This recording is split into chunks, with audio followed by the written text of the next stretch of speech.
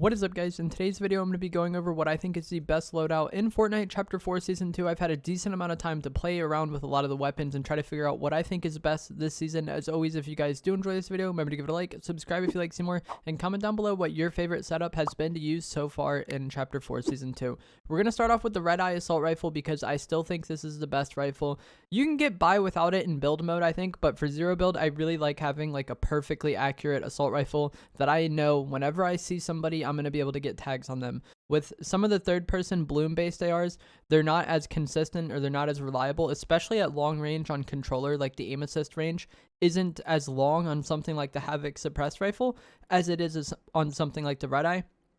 And for when you're shooting players out of the sky, shooting players are katanaing away from you, trying to steal kills in a third-party situation, I just really like the consistency and reliability of the Red Eye. That being said, I think the Havoc suppressed rifle is really good, and if they change like one or two things about it, I think it could be the best weapon, or one of the best ARs in the game. I think it's a really, really solid weapon. We'll kind of get to that later on in the video, though. But I think the Red Eye is still my favorite AR for like medium to long-range fighting. For our shotgun, I'm going to be using the Havoc shotgun. I think it's really good. The mythic version is insane. It can one pump and zero build.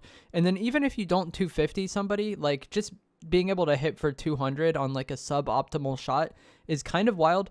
It is kind of weird to use on controller. I feel like there's a lot of like aim assist bugs with this weapon currently that'll likely get ironed out over time. And swapping with this weapon doesn't feel as good as it did with with the Thunder Pump. It has like a slower pullout time, and it's very easy to mess that up. I've had a lot of people telling me that their Havoc shotgun just isn't shooting. That typically happens when you try to shoot it too soon after pulling it out, like you haven't finished the animation, so you can't shoot yet. Or you swap too quickly after shooting and you cancel the shot. It's not that the gun is bugged, it's just that you're not used to the muscle memory of the swapping. And I definitely think that does take some getting used to. The range on this weapon really isn't that great, and that's definitely one of the drawbacks compared to the Thunder shotgun, is the range and the swap time, I think, are like the two big downsides. But it hits incredibly hard up close. The other shotguns in the game currently are the Maven shotgun and the Combat shotgun. I think the Maven shotgun is very usable. If you do not like the Havoc shotgun, it just doesn't feel good to you. I think it does feel kind of clunky. But if you just can't get used to the Havoc shotgun, I think the Maven shotgun is fine. I don't really like the Combat shotgun, though. I could see it being good in some playstyles. Like, if you have a more, like, kind of slower, more defensive playstyle where you like just kind of chilling behind cover and chipping people with your shotgun, I think it can work fine. But for how I want to use my shotgun, it's typically kind of we get opening AR tags and then close the gap and finish them with the shotgun. And so the Combat shotgun doesn't really fit my playstyle, but I definitely think it is solid. And the fact that the Havoc pump doesn't have much range, I feel like kind of gives more value to the Combat shotgun than what it had last season, because the Thunder shotgun had so much range anyway. So I think the Combat is better this season than last, but it still just doesn't fit my playstyle. I could see myself using it in zero build competitive, though, when those tournaments do start up. So I'm going to take the Havoc pump. I think the Mythic is really good, and I think it's also very easy to get the Mythic version of it. There's 3 vaults per game that you can open at this point in time, and it's relatively easy to get them, and it's pretty likely you either enjoy landing at those places or you enjoy landing somewhere near them. And since the boss doesn't spawn until second zone, it's pretty easy to make that work. For our healing item, we're going to go for the Slurp Juice. This is also obtained from the vaults, but I think this is just the best healing item in the game. The real downside to it is that it is inconvenient to get. You can get it from the vaults, you can get it from supply drops, and you can get it from the island when you capture the point. And so what I like doing is kind of landing at one of the vault locations or nearby one of the vault locations. We loot up and then go to it by the time the boss spawns, eliminate them, get the key card, get the vault, then you get your slurps and your pump. If you take damage and you have to use them, it's fine, because island comes in 4th zone, and I think it's really important to go for the island anyways. So you basically have 2 slurps to use in between 2nd and 4th zone, and then you get more from the island that you have to win the game with. And then oftentimes there are other people going for the vaults, so I do come across other people using Slurp Juice just kind of like in the wild, but it's really good. They buffed it.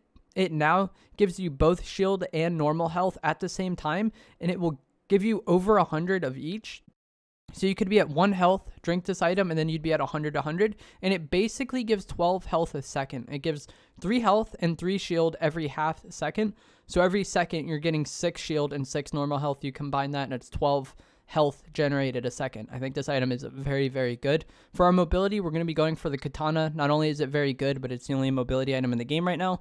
It's also really good and just incredibly easy to use. So you just look where you want to go, hit the dash, and then you go there. It's best, I think, to kind of aim upwards and get some elevation. The most inconvenient thing about this katana is the swap time is weird. So like with the shockwave hammer, you could use it and then just immediately swap to your shotgun. If I was pushing somebody with the hammer, I would often be able to swap to my shotgun while I was still in the air and kind of like pump them from the sky and then swap to my spray up and spray them as I'm falling, then swap back to the pump.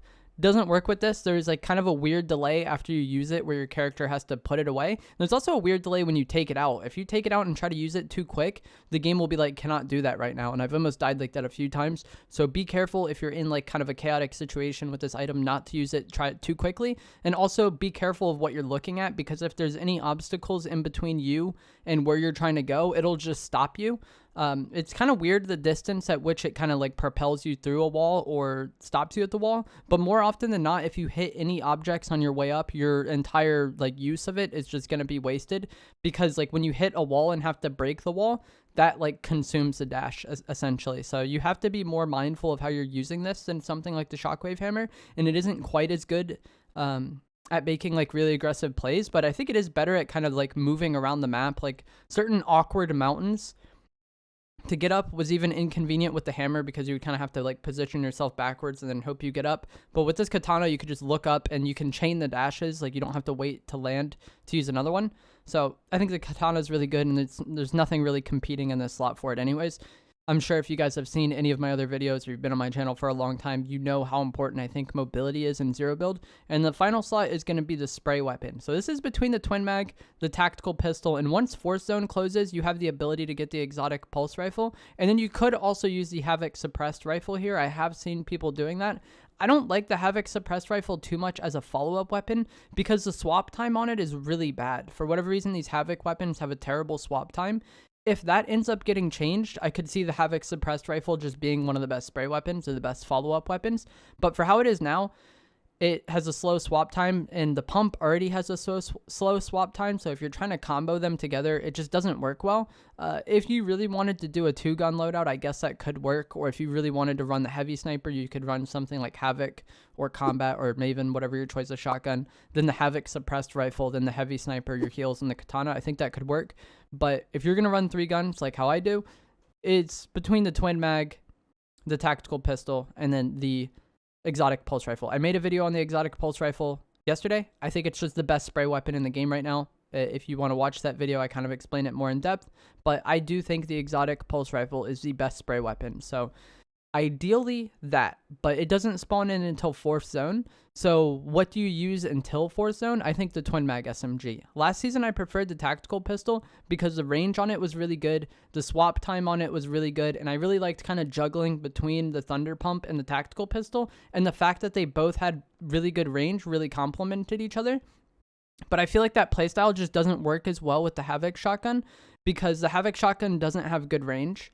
And also the Havoc shotgun has a really bad swap time. Like I talked about this a bunch last season with the Thunder shotgun, where you kind of want to just use your spray weapon to fill the time between pump shots. That doesn't work as well with the Havoc shotgun, because the Havoc shotgun has a longer pullout time and just a clunkier pullout time in general. So far this season, I've kind of found my most success just kind of using the shotgun and then swapping to like my twin mag SMG and spraying out like the entire mag until the opponent is dead, or until my twin mag is out of ammo, and then we swap back to the shotgun to finish them. And it's like the same thing with the pulse rifle. Like you just try to get one good opening shot with the Havoc shotgun. Unless you're in a situation where you're kind of playing right shoulder peek off of cover, then you can kind of be more reserved with the shotgun. But if you're in a head-on-head, like kind of open fight where you and the opponent are just kind of trading damage, which sounds bad, but it kind of happens in zero build sometimes, I think you just want to hit them once with the shotgun and then swap to the spray and finish them. Hopefully you hit solid. If you're using the mythic one, you have the chance to one pump somebody, so that can work out quite well.